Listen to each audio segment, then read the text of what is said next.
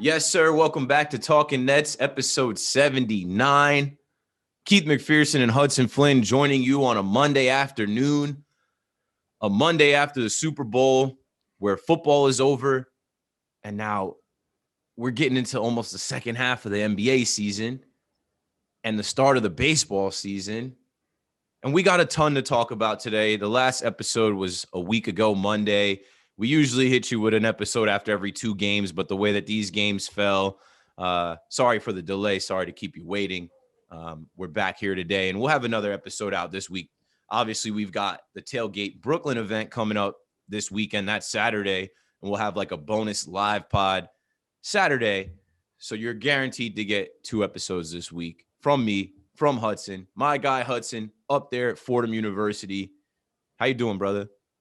Man, I'm doing, and you're right. It feels like it's been a long time since our last episode. So much has happened. Obviously, big win, but 2 losses. KD has the most bogus situation I think anyone could have imagined. I mean, we're going to get into that, but free him. Then we had the Super Bowl, and we have the Nets get a new signing. We see the debut of Norvel Pelle. We get welcome to the Norvel Pelle experience. Fouls out, but he gets his blocks. He brings his energy. And look, there's a lot of things to talk about within the Nets world. And like you said, Super Bowl's over. Nets up next. Next major sports championship is going to be the Brooklyn Nets. Yeah, why not? If Tom Brady can take the Tampa Bay Buccaneers, turn them into the Tampa Bay Buccaneers, the first time we ever see a team host the Super Bowl and win it, man, anything is possible. Go for it. I said it on the intro. If Tom can go do that, this big 3 can go win the NBA Finals, and that's the type of time I'm on. Let's get into it. First, news of today. We see Shams go out there and report that Noah Vonleh is signing with your Brooklyn Nets. And that's good for us. Obviously, we're still looking for guys that can play defense, bigs. Noah Vonleh is a name I was more familiar with than Norvel Pelle.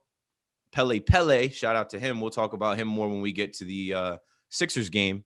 But, yeah, what were your thoughts today when you saw, hey, Sean Marks is still working, still got an open roster spot, and now we found a guy that was cut by the Bulls in preseason because of COVID. He tested positive for COVID, but he didn't have symptoms or whatever. This seems to be like a Sean Marks find, someone that kind of fell in our laps, and hopefully we can get some production out of the guy. Yeah, and honestly, the first thing I really thought about was actually how young he is. The guy's only 25, and obviously this is a bit of a flyer pick, two-way, we can cut him for nothing. But if you look at people who are on this Nets team who are 25 on a two-way deal, you look at TLC, and for some reason in my head, I felt TLC was so much younger than this guy Vonleh. But, here he is. He's a name we're more familiar with. He had actually a pretty good season in 2018, 2019 with the Nets, 25 minutes a game. He was putting up like 8.7 rebounds.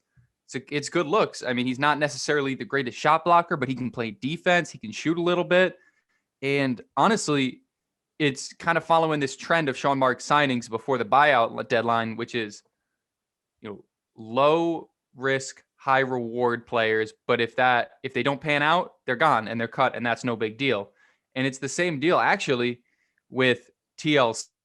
Even he's still in that conversation. If we cut him before, I believe the end of this month, he's gone for free. And the same with Chris Chiozza. So along with these 3 signings that we have, Norvel Pelle, Shumpert, Noah Vonleh, we also have TLC and not Nick Claxton, Chris Chiozza ready to go. So, there's a lot of moves that are still left to be made by Sean Marks.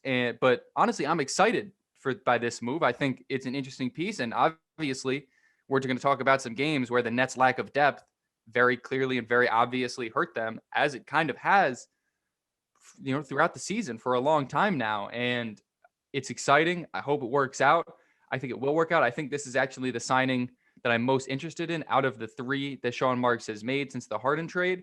So I'm excited to see how it works out, because it seems like a pretty good fit based on the situation the Nets are in. Yeah, I don't hate it. I wasn't expecting it, but like you said, Shump is cool. We know what Shump is going to do.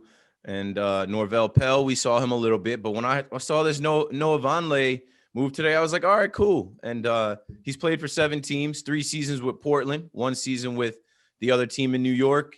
one season with the Minnesota Timberwolves, another season with the Charlotte Hornets, 2 seasons, or no, 1 season with Chicago and 1 season with the Denver Nuggets. So he's a young guy, but he's bounced around a lot.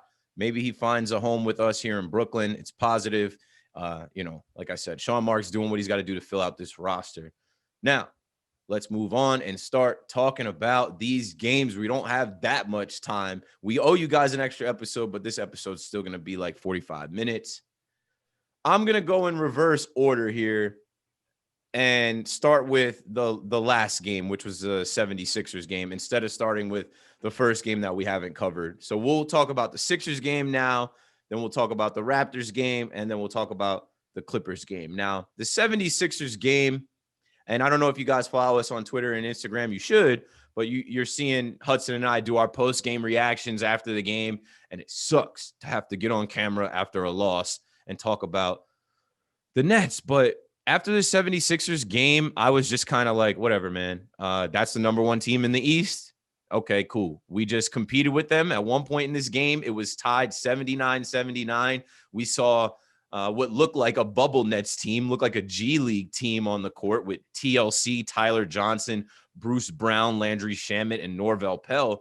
Those boys actually played with that Brooklyn grit. I think I tweeted something about that. Like, that looks like a Brooklyn Nets team. Like, no matter who is in the uniforms, whether they're superstars or the no-name Nets, those guys came out and actually held it down for a little while until that third quarter. I chalked that game up to this. We went into that game without KD. We went into that game without Kyrie. Kyrie sprained his index finger, and obviously we know KD, which we'll talk about, was out for COVID protocols. The team is not the team. So it's like, okay, you're facing the number 1 team in the East. You're the number 2 team in the East, and you're missing 2 of your star players. I went into that game not expecting to lose, but kind of just like, whatever, man. Like, let's see what happens with Joel Embiid, who is an MVP candidate, Ben Simmons, Tobias Harris, the rest of the guys on the Sixers. They're a good team, and they got a good coach. What did you think about the Sixers game Saturday night in Philly? Game 25 of 72. The Nets lose 124-108. Yeah, you can't get too bent out of shape with it. You can't, read too much into that loss. Obviously, we're without 2 of our 3 best players.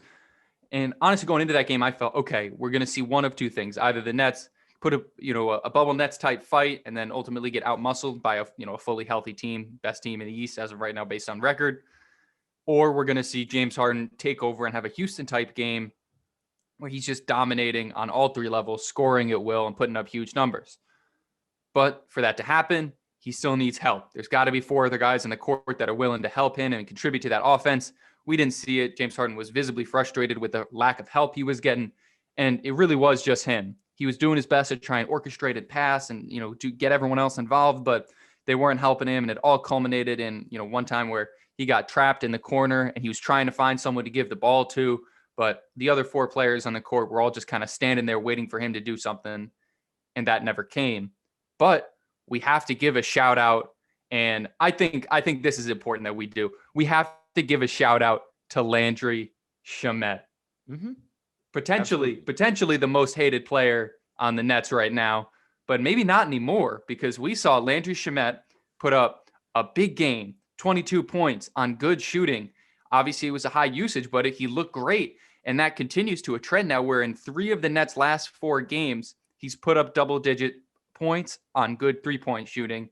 And boy, if that guy can turn a corner, I mean, we need it bad. It's very clear that the Nets are lacking a little bit of that secondary scoring. And if he can really step his game up and slide, even, regress to the mean a little bit. He came into this stretch shooting less than 30% from 3 as a career 40% 3-point shooter. If he can regress to 35%, 37% around there, it's a massive improvement. And it's a massive improvement to what the Nets have.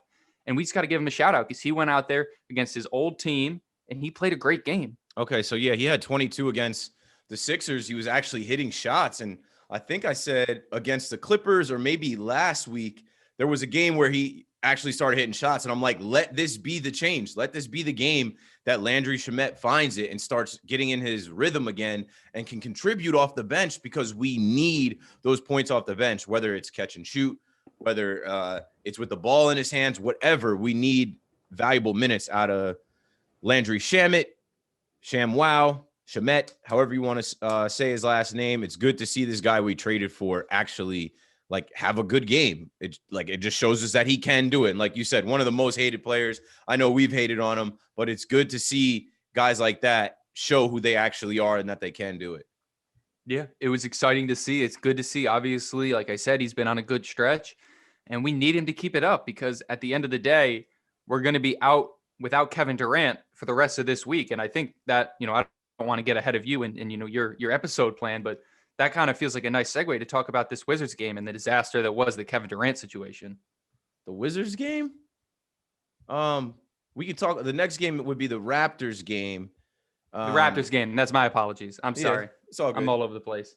It's Monday, bro. It's all good. It's Monday. It's Monday after the Super Bowl. It was a holiday. Should be a national holiday. The fact that people have work in school today is a travesty. The Raptors game. My apologies. No, you're good. It's a weird day. Even my girl was just saying, she's like, I don't feel like doing any work today. And I'm like, yeah, it's one of those days where, football is over and the whole world was watching the Super Bowl yesterday. And it's like, so what's next? What do we do now? And let's go back. So the Raptors game 24 of 72, Friday night in Brooklyn. It was complete bullshit. It was complete nonsense. Free KD, free 7.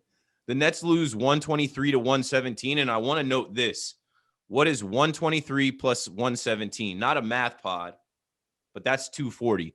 The over-under was set at 240, and that's a ridiculous number to set for an over-under. I don't know how much gambling stuff you guys do. I actually deleted DraftKings. I didn't gamble a single dollar on the Super Bowl yesterday, but I do dabble in the gambling world and in the odds and in the spreads.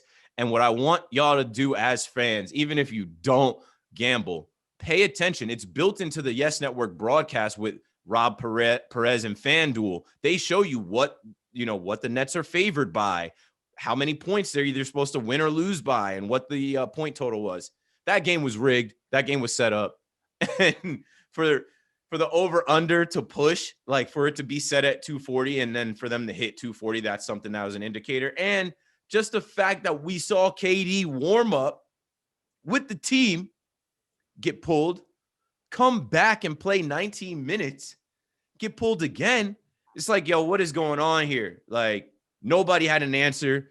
It was an epic post-game press conference by Joey Buckets, Jeff Green, James Harden. Everybody just was being real. Nobody was pretending. And we can talk about the things in this game. There's a few things in this game that I couldn't watch this game and take this game serious because in the back of my mind, I'm like, what are they doing with KD? How did this happen? I think at the end of the game, I tweeted from Talking Nets and, usually Hudson is tweeting, but I had to get a tweet off. I was like, so what's the protocol, right?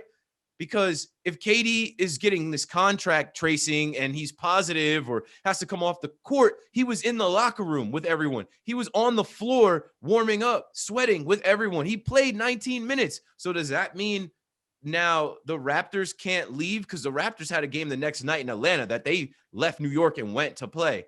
But shouldn't they have to quarantine in New York? Didn't we have a situation like that earlier in the season when we played Philly where Seth Curry, after the game, test positive? It's getting to the point, bro, where I was disappointed in the league. And I think I said to you, luckily I don't use my phrase about the NBA leading and everyone following anymore because not right now. That was trash. And that was embarrassing to see the league do that with the guy who's leading all-star votes, looking like the MVP, a guy that also didn't play for 561 days. They continuously keep messing with, bro. I think I said that in my post game. Yo, KD was the first net to test positive. He missed 4 games this year from COVID protocols. He's on load management where we rest him for his Achilles. And this guy's still the leading candidate for MVP. And he hasn't been able to be on the court. And now they're just messing with, bro. Oh yeah, we got to pull you off. Make it make sense. Go for it. Here's the thing. For me, I understand the way the COVID protocols are supposed to work, right? Logically, it makes sense to me. If someone, you're at home with your significant other, she tests positive, you get, you might have it. Okay, hold that person out. But what I don't get is when you take the COVID protocols, don't explain them to anyone, don't explain them to the player and apply them in a way that doesn't make any sense. Because I'll lay out the timeline of what, supposedly according to the NBA, what happened and what was supposed to happen based on what the COVID protocols are, which, by the way, they won't actually even publish. They're private. Nobody has access to them. Like The Athletic can barely get a hold of them. It's crazy. So KD, close contact with someone, maybe a driver, but it's a Nets employee. He tests inconclusive. Okay. The COVID protocols, according to the NBA and the statement they put out, says that that's fine. You can go and warm up and play. Inconclusive test does not mean you get held out. So why was KD held out of warmups? Why was he held out of the first 95% of the first quarter? Okay, moving on. They put KD in. They say they remember the protocols. They put him back in. He plays 19 minutes. The test comes back and it's negative, or it's positive for COVID, and they take KD out.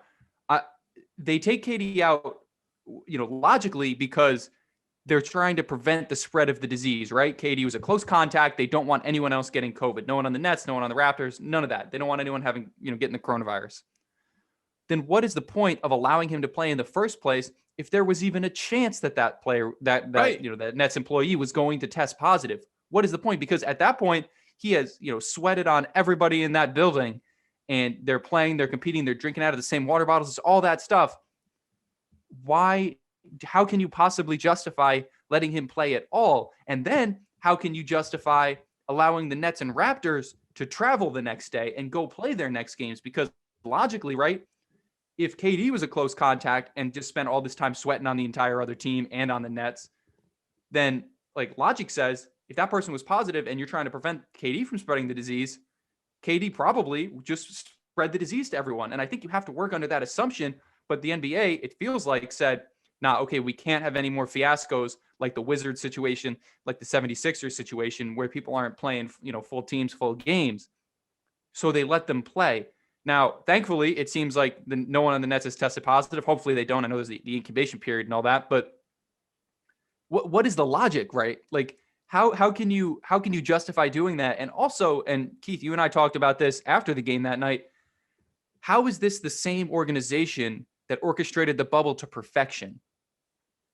The NBA set up the most insane airtight seal on Disney World and Disney. had an amazing playoff. That's what I'm thinking. That was Disney, not the NBA. It doesn't feel like it's the NBA, because the NBA just orchestrated the fiasco of all fiascos to the point where KD is sitting, in quarantine, whatever, saying "free me," saying #free7. It's wild, bro. This is the same NBA that in the summer was getting praise for the bubble and getting praise for helping China with the coronavirus. There was news articles and things written about how the NBA is helping China with their technology and all this other stuff. And I was like, wow, leaders in not just the sports industry, but the medical industry. And now when you see this, bro, what I saw was they fucked up. Like, they made a mistake. And there's human error, and there's also these janky tests where these tests aren't always accurate, and we're playing games every day in a pandemic. They got to tighten this shit up, bro. I saw a tweet from @the_Alex_Souza, and he's got KD as his profile pic, and he writes this. He said, y'all fucked up his starter streak, his 10+ point streak, his points per average, and his MVP case in just one game. Unbelievable. KD already had the virus. He's developed antibodies. Players get tested numerous times in a single day, and KD's tests have come out negative 3 times in 24 hours. What are y'all doing to this man? There's no logic behind it, right? Like, what is the logic that the NBA is using? And like, if they did mess up, and like, obviously it sucks. You don't want to ruin a KD of all people. Like, go out there and say it, right? Like, why wasn't Adam Silver in front of a camera explaining what happened? Like, he's been that guy that's been able to go out and like make connections with the fans, with the people, put himself in front of a camera, answer tough questions like he did when he was on that ESPN special. Why can't he do that with this situation? Because just putting out that one paragraph statement wasn't enough. There was no justification for what happened there. And clearly KD doesn't know what's going on if he's out there tweeting free7. Like, I just don't know how the NBA can just mess this up this bad. Like, it's a disaster that was almost akin to the Des Bryant situation, where he got pulled off the field, but at least he didn't get pulled off the field and then in put the back on the game, field right? during the Like, game. yeah, It just yeah. it makes no sense. And like you said, the story of that night was not the game versus the Raptors. It wasn't.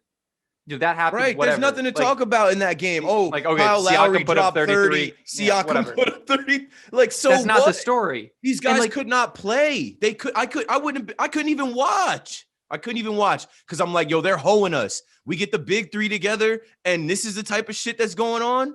Come on. And we have the refs to deal with. The On refs we've top of dealt it, with like, these last couple games, these last two games, honestly. And it was one of the same refs, ref both the Raptors game and the 76ers game. Like, what are they doing? James Harden got teed up for rolling his eyes at terrible. the ref. Absolutely like, despicable. And honestly, it went both ways. Like, I'm not even going to act like the Nets were the only like person of the team that got screwed out of things. These were just god awful refs in that Raptors game. They were letting them play so much that like I thought someone was going to get hurt. Call. They missed a blatant foul call in the Nets later in the game where I was like, okay, I guess I can't say shit else about the refs. Like, they're blind. They're literally blind. Yeah, that's all it is. It's just a disaster by the NBA, both with their testing and with their refs for 2 games in a row.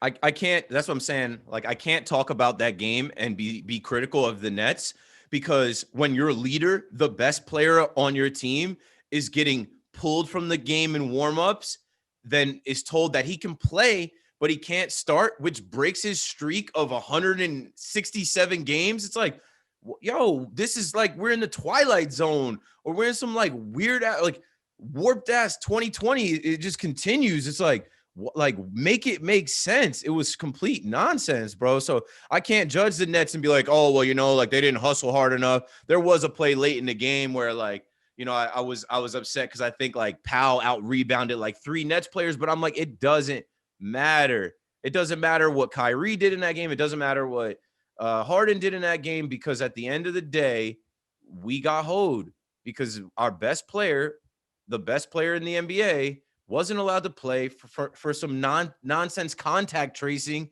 He wasn't positive. Someone else tested positive. So as fans, we're like, yo, come on. The NBA can't be this bogus. And Let's Joe move Harris, on, man. like, or go for it. Let me just say what Joe Harris said. Just Joe Harris, aside from his said, we just work here. Like you're talking about how the Nets don't know how they could play. And I'm going to keep this quick because I actually don't even want to talk about this anymore. But like, imagine being those players like, oh, he got pulled out because he might be spreading COVID to people. He just like, was sweating and breathing all up on me. Like, why, what, am I safe? Like Joe Harris said, like, I just had to hope that like I'm healthy and that the team's healthy, right? If that's the concern, then how can you not worry about that? How are they not in quarantine? It doesn't make any sense. It's all bogus. Let's talk about the only good game we have to talk about. Yeah, and we were saying the Nets play up and down to their competition. Nah, the Sixers loss wasn't us playing down to a good team. We were playing without 2 of our superstars. The Raptors loss wasn't us playing down to the Raptors. We know the Raptors are a good team. We got respect for them. Everybody does. We got to beat COVID protocols and we got to beat the refs. And it's like, okay, this is regular season. It's a long road. The NBA has time to figure it out. Let's go back to February 2nd, Tuesday, Groundhog's Day. Of course, on Groundhog's Day, you get the game of the year from the Brooklyn Nets. They play the Clippers with the best record in the NBA. Kawhi Leonard, PG, all these guys come into Brooklyn, and we needed that win bad. We needed that win bad after the debacle with the Wizards at the last seconds of the game, back-to-back threes. You guys all remember that. We were all sitting here like, what happened? What was that? And the Nets respond. And it's beautiful as a Nets fan to watch the Nets play on TNT, even though, we wish it was on Yes Network, but at least they threw us a bone and gave us Iron Eagle for that game. They made it watchable. Made it at least more familiar and more tolerable. But as a Nets fan, what I was taking away from that game, because it seemed like an all-star game, it seemed like a playoff environment. I'm like, these are the New Jersey Nets, the Brooklyn Nets, and everybody in the NBA, or everybody is watching this game in the NBA. Everybody's paying attention to this game. And the Nets show up and show out and win it. The Nets figure out how to beat the Clippers, man. And it started off ugly. At first, it was like, I was like, oh, we might get smoked. We might get rolled. But in game 23 of 72, the Nets come out with the win 124-120. They play enough defense. They figure out how to play enough defense What were you thinking watching the Nets play the Clippers in what could potentially be a finals matchup?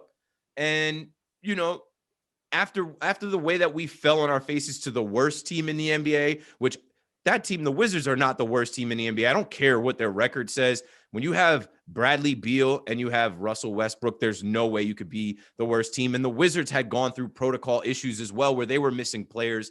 When they played us, it was just the right time for them to get right, and they got us with a 40-point performance out of Russ and Beal. Now going into this Clippers game, it was day and night. And I loved it. It's a switch that gets flipped.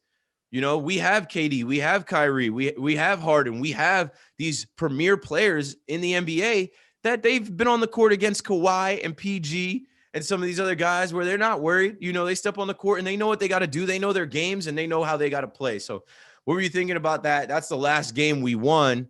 And that's the last game that I can really look at and say, okay, that was our best against their best. And we didn't even have our full team on that game either, because Norvell Pell didn't play in that game. Shump had signed, but we still had open roster spots. I think Reggie Perry had just got sent down. What were you thinking about the Clippers game, bro? KD, Kyrie, James Harden, Kawhi Leonard, Paul George, 5 all NBA players on the court at one time. Kawhi Leonard, people said he was he the best player in the NBA last year? That was a whole debate before LeBron went off in the playoffs. Kevin Durant, arguably the best player in the NBA this season. Who was the best player on the court? It was the most hated Kyrie Irving.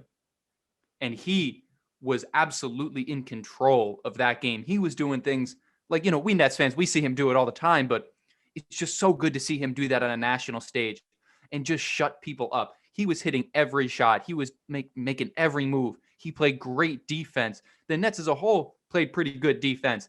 KD locked down Kawhi. Paul George, really couldn't get his game going. Even what's his name? James Harden was stopping people from backing down into him. He was putting his body on a line. It was just an exciting, great, awesome game. Not just the game of the year for the Nets. It felt like the game of the year for the NBA. And it felt like that, that Game 7 finals atmosphere. I remember when going into watching the game, I felt some butterflies in my stomach. I was like, oh man, what's going to happen here? This is like the biggest stage for the Nets. The Nets really need to let the league know, especially after that Wizards loss. And it feels especially good now, looking back on hindsight, thinking, oh, we could be on a 4-game losing streak right now if we had lost that game. So it was just awesome to see. It was great to see the whole team step up and just really make a statement to the rest of the league. It feels like we need to do about once every 2 weeks, just to remind people that, yeah, we might be the most hated team in the NBA. We might be the most meme team in the NBA. We might have the most random stuff happen to us, but we're still there. We're still the most electric team in the NBA. We still have 3 all-NBA players on our team. We still have 3 all-star starters on this team. We're still going out there and doing that. And we really just showed the league that, look, your best versus our best wins versus the best team in the NBA. Facts, more facts. And that's how I feel. The talent gap between our top 3 players and the next team's top 3 players is pretty wide. And we're going to figure out the rest of the roster, and we're going to figure out the communication and the rotations. And, even Coach Nash, I have to give Coach Nash credit for that Clippers game, right? Kenny Atkinson came back to Brooklyn. And as Nets fans, we miss Kenny because in the Wizards game, we were criticizing Nash for not knowing how to call timeouts and stuff like that. So Kenny comes back to town, and we're expecting him to get, at least a segment done, but the game wasn't on yet, so they didn't do that. Ian Eagle gave him a shout out with 2 minutes left in the game. But Kenny's coming back with one of the best shooting teams in the NBA, a well-coached team that had 3 days of rest between Sunday at 1 o'clock when they played the New York Knicks and beat them, to when they played us Tuesday night. So I'm like, okay, this is a well-rested team with all-stars, one of the best teams, if not the best team in the NBA. It's a huge test for the Nets. They came out pretty quickly and established dominance. The Clippers did. The Clippers, I'm like, you can just tell they're a better team than us. They're more cohesive, but our talent is what won it in the end of the game.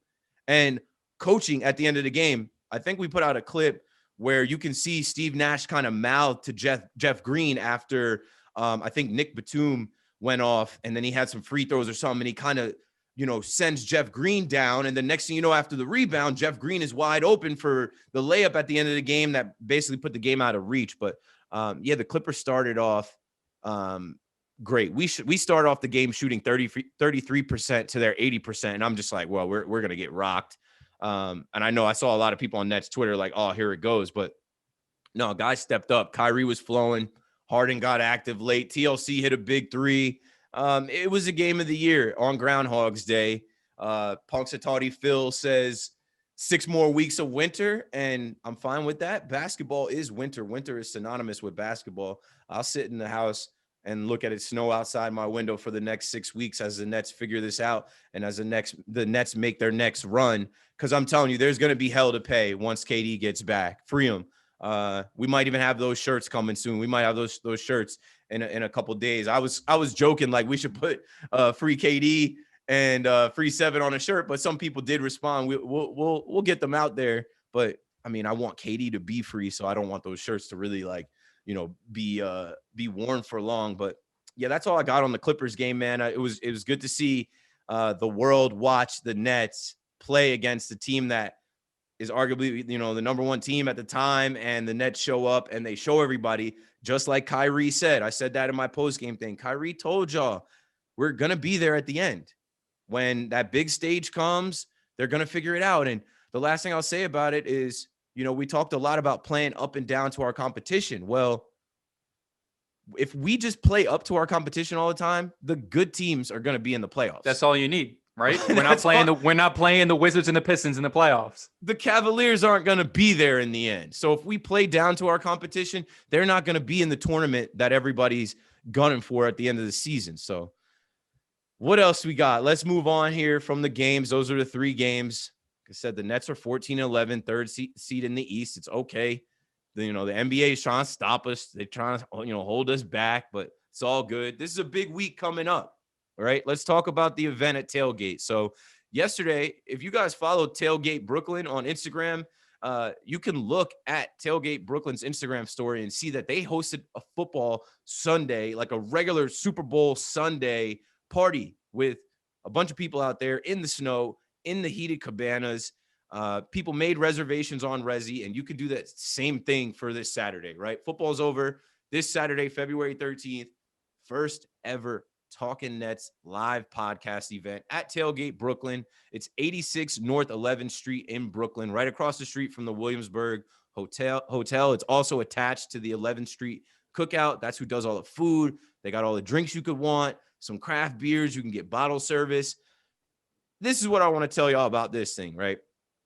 This area, this space, think like festival vibes. Think like literally like outdoor tailgating, before a big game. This is the start of something.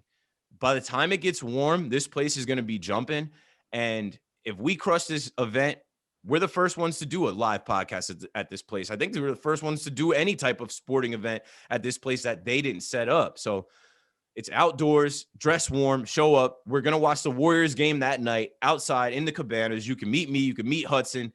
Maybe John Boy, Jay, who knows? Somebody hit us up like, is John Boy going to be there? I'm like, I don't know if John Boy's coming out to watch basketball in the cold, but some John Boy people will be there. I know BTSB, Bill's gonna pull up.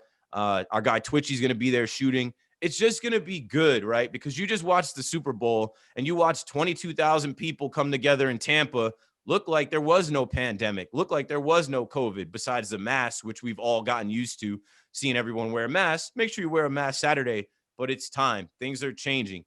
We will be out there doing a live podcast event, meet and greet. I got some stickers to give out. I got some T-shirts to give out. Hudson and I just are looking forward to meeting some of you in person and starting, getting back to what we're actually doing. When you start building a podcast and a brand and, the Talking Nets fam and, you start gaining followers, it's not just for Twitter, Instagram, Facebook, online stuff, YouTube. It's to actually create a community and connect with people and meet people in real life. And that's what we're going to do this weekend. Hudson, are you pumped? Are you going to come? Or you're going to leave me hanging? I know you're underage, so it's probably look. I know the underage thing, because when I was underage, bro, I used to be shook to go on the bars with my fake ID. Look, listen, I think I'll be there. I mean, I'll see what I can do. But yeah, no, it's like, aside from like what we're doing, like the show, all that, whatever, like it's just going to be great to like sit down and watch a Nets game with Nets fans. Yeah. I haven't done that since last March. Like Right. one of the last things I did before the COVID all popped off was go to a Nets game. And I miss that. And I know you guys all miss that too. And it's just going to be like exciting and a great chance to be able to talk to and meet Nets fans and just enjoy watching basketball like with like, people that are fans of the same team. And it doesn't all have to be on Twitter and it doesn't have to be all on social media. You can see people's faces. You can like enjoy, you can give them high fives, you can cheer, you can just have a good time watching a basketball game. And look, winter's dragging on. We keep getting snow here in New York City. I thought it was going to stop with that big snowstorm. Got another 7 inches yesterday. It's just going to be great to just take a breath and just enjoy watching some basketball with some Nets fans. And I know we all need that right now. And I need it. You need it. It's just going to be a great time. So pull up. Yeah, and like I'm telling you, this is the start. Then more things will come from this. You'll see more John Boy Media Live events there. Maybe we'll get some other Nets podcasts together down the line. But the thing about New York is there's people that are resilient. They're gonna figure it out. They're gonna do what they're gonna do. I think they're reopening indoor dining in New York Friday. Whereas like this place is completely outdoors with heaters set up. It's COVID safe. It was built with COVID in mind. But if they're about to start letting people back into the restaurants in New York, like it's time to make things change, make things shake. People are getting vaccinated. You just saw 15,000 people, are going to get vaccinated in the Bronx at Yankee Stadium. It's time to move forward. And I'm excited to be a part of this Tailgate Brooklyn event. This Talking Nets event. It's completely free. So if you can get on the subway and get to Brooklyn, pull up. I'm going to drive there from Jersey, but you can do that too. If you want to get out of the house and you want to do something, dress warm, come see us at Tailgate Brooklyn. It's completely free and you can drink a beer, watch the game with some other Nets fans. So you're not just screaming in the house, and supporting us is just going to turn into more opportunities and more things for us down the line. So we'll watch the Warriors game then. And the upcoming schedule, we got Tuesday, tomorrow against the Pistons. And then I think we don't play until Saturday against the Warriors. So we'll do the live podcast before the Warriors game. The next podcast, we'll probably only have us talking about the Pistons, but maybe we'll do some type of pregame show, for the Warriors game and for the live podcast setup. And that's all we got. It's time to wrap this podcast up. This has been Talking Nets episode 79. Make sure you leave us a voicemail. We didn't have any voicemails, just the way that the week broke out and with Super Bowl Sunday. But call us. Let us know what you think, what you feel. That number is 201-870-0461. Make sure you're following us on social media at Talking Nets, Instagram, Twitter, Facebook, and YouTube. I see the YouTube subscriptions going up. I see the downloads to the podcast going up. We appreciate that. Follow John Boy Media across platforms. You can follow me at Keith McPherson. Hudson Flynn, where can they follow you? You can follow me at Hudson Flynn everywhere. But I'm going to say, like I say every week, follow the Talking Nets Twitter and the socials. We're just hitting it. We're hitting it hard. We got our new live reactions after the game, putting out a little video content, really stepping it up with everything that we're putting out. We got Twitch helping us out, making memes, making videos. TikTok. Really moving into that next upper echelon. Yes, sir. I just created the TikTok. We're going to start putting stuff out on TikTok. Just follow us everywhere. We're putting in the work. We're grinding. We're building. And I saw someone say on Twitter that they're a couple of guys are petitioning to get us verified. I don't know if we need to get verified yet, but look, Nets Twitter needs some more big accounts, right? Aside from only Nets Daily. And we love Nets Daily. We love it when they support our stuff. We love supporting their stuff. Yeah. But you need to have that support. Competition breeds creativity, breeds success. So let's just keep it growing and let's keep it moving. Yeah, we're legit too. Talking Yanks is verified. John Boy Media is verified. It's only this is our second season. This is our first real year covering the Nets. We'll get there. We'll get verified and we'll get that respect. And Hudson doesn't want you to follow him on his account because he's tweeting from Talking Nets. And it's funny because I usually in my experience, I used to tweet for MTV, Rock Nation, Fubo TV, and I guess some of the old school thought was you're anonymous behind the account. But the way I'm looking at it, it's hey, Hudson, go for it. keep crushing it. I mean, me and Hudson create the content, but most of the tweets are coming from Hudson, and I have no problem. Like I have a great time sometimes just watching some of the stuff that Hudson does. He's great at it. So follow Talking Nets. Make sure you tell a friend to follow Talking Nets. Subscribe, rate, and review the pod. Hey, if you want a free t-shirt, you should come to the event because I already ordered the free t-shirts. But if you want a free t-shirt, just leave us a review. It's that simple. And hit us up. Send us the review that you sent in. And that's all we got. Once again, this is episode 69. Or 69. No, it's not, but nice. 79. I'm checking to make sure we don't have a review. No, we don't have any reviews that I missed. Cool. And that's all we've got. I'm so pumped for this week. I'm so pumped for the future. This Tom Brady 7 rings future that we're living in. Nets fans, it's time. Come out Saturday. We love to see you there. And I just want to get a chant with maybe more people than just us two. And you know what we say. Let's go Nets. Brooklyn. We go hard, go